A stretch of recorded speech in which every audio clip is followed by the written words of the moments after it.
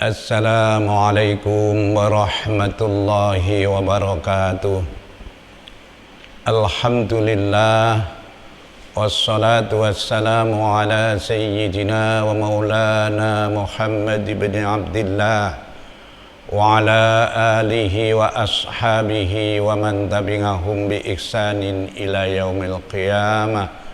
Amma ba'du. Pemirsa tasbih Ramadan yang mulia, muslimin muslimat dimanapun berada, syukur tentunya kepada Allah tiada terkira karena banyak nikmat yang tercurah kepada kita.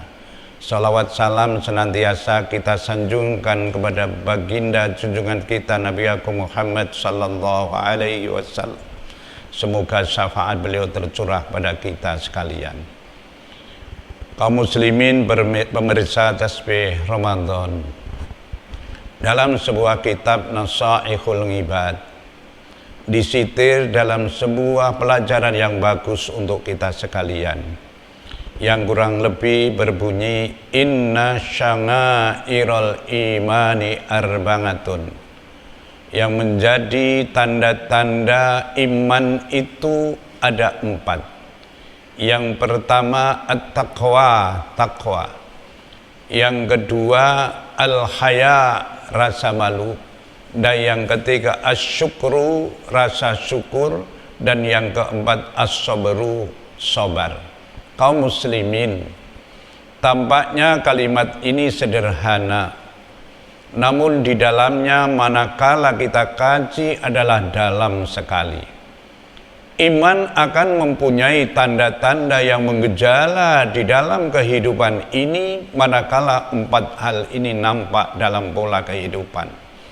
Yang pertama at-taqwa. Apa sih sebenarnya takwa? Takwa itu sebenarnya sederhana tapi sulit dilaksana. Menjalankan semua dawuh Allah dan meninggalkan semua larangan Allah. Dalam kitab Durratun Nasihin itu ada keterangan bahwa takwa itu kalimatnya 4 ta. Orang yang takwa tentunya punya rasa tawadhu. Tawadhu adalah orang yang memposisikan dirinya adalah lemah dan tidak membanggakan diri kepada orang lain, bahkan kepada Sang Pencipta sekaligus.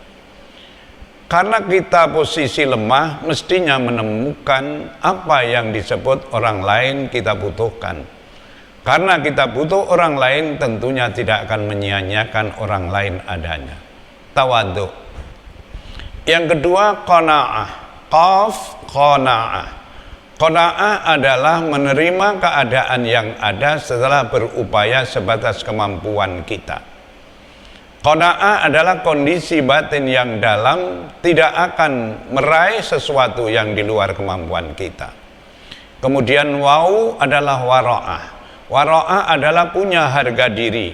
Harga diri adalah harga yang tidak bisa dijual kepada siapapun, bahwa harga diri ini adalah manifestasi kekuatan batin dari Allah ditancapkan ke hati kita. Kemudian ya adalah yakin, bahwa keyakinan kita di balik semua kejadian ada yang mengatur siapa sebenarnya Al-Khaliq, yakni Allah. Kemudian yang kedua al-haya, malu. Sampai baginda Rasul mensitir dalam sabdanya al-haya'u syu'batun minal iman, bahwa rasa malu itu adalah termasuk cabang dari iman. Malu yang paling lemah adalah malu kepada orang lain. Orang lain sebagai sandaran berbuat baik. Kemudian meningkat malu karena diri sendiri. Kesadaran diri sendiri ini adalah lebih tinggi dari malu kita kepada orang lain. Apa yang ada di kita ini adalah ada sesuatu yang menggerakkan, yakni Allah. Kalau kita sudah sadar diri malu terhadap diri sendiri, tentunya tidak perlu diperintah akan berbuat. Dan yang tertinggi adalah malu karena Allah, bahwa kami difasilitasi yang ada tidak pernah membayar kepada beliau hanya untuk bersimpuh bakti kepadanya. Al-haya. Kemudian yang ketiga asyukru, syukur. Syukur adalah merupakan titik tinggi orang yang mendapatkan nikmat, karena nikmat itu tidak bisa dibilang besar kecilnya, terukur dari syukur dan tidaknya.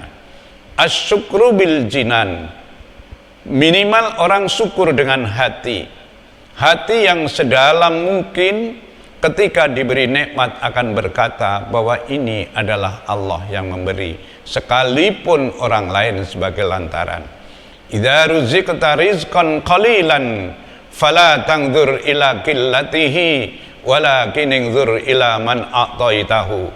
Manakala kalian dapatkan rizki sekalipun sedikit, jangan dilihat karena sedikitnya, tapi lihat siapa sebenarnya yang memberinya. Kemudian muncul yang namanya syukur, asyukru bil lisan, syukur dengan lisan, minimal ucapan hamdalah. Dan yang ketiga, asyukru bil arkan, syukur dengan perbuatan, maka antara hati, lisan dan perbuatan adalah dalam satu kata. Manifestasi syukur tidak akan tersia-siakan. Kemudian yang keempat, sabar. As-sabru kas-sibri, sabar itu pahit bagaikan beratawali.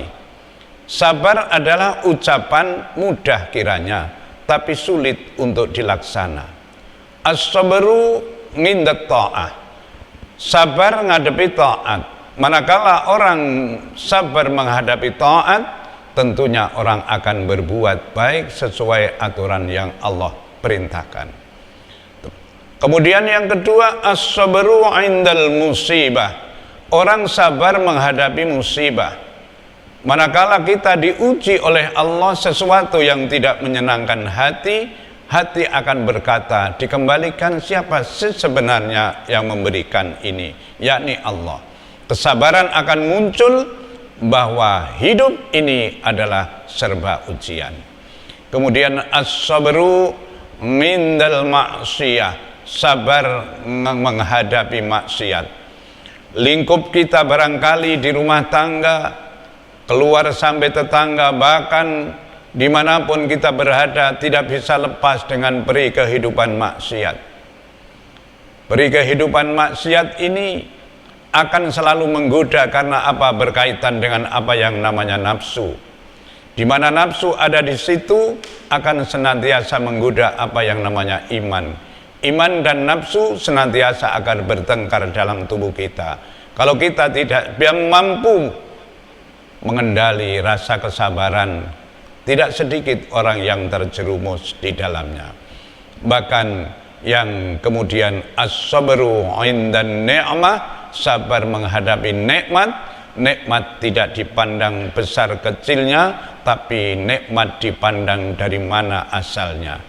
Kaum muslimin, pemirsa tasbih Ramadan, 4 hal inilah ada di kita, tentunya akan menjadi selamat.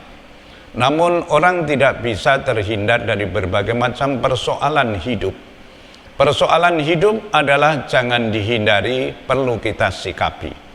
Karena sikap seseorang menghadapi kebaikan, sikap seseorang menghadapi kesabaran, menghadapi maksiat macam-macam itu adalah untuk mengukur tebal tipisnya, tinggi rendahnya iman kita kepada Allah Subhanahu wa ta'ala.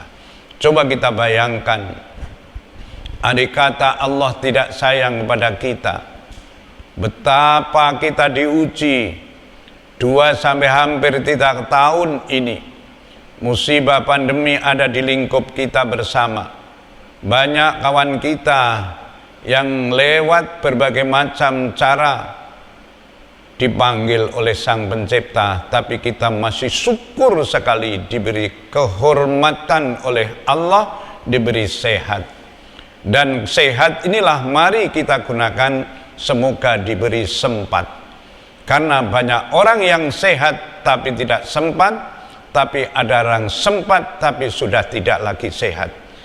Oleh karenanya Ramadan yang kita cintai ini, mari kita nikmati dengan kesempatan yang sebaik mungkin, dan dibalik itu doa kita kepada Allah, semoga kita diberi sehat walafiat. Dengan sehat walafiat, tentunya bisa maksimal berbuat baik di hadapan Allah di bulan suci Ramadan. Tentunya selamat menunaikan ibadah puasa. Semoga dengan berbagai macam amal ibadah puasa ini sama-sama kita haturkan kepada Allah, semoga dilipat gandakan, dan butiran-butiran kesalahan kita kepada Allah tentunya kita mohonkan semoga Allah memberi ampunan kepada kita sekalian.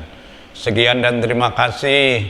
Wassalamualaikum warahmatullahi wabarakatuh.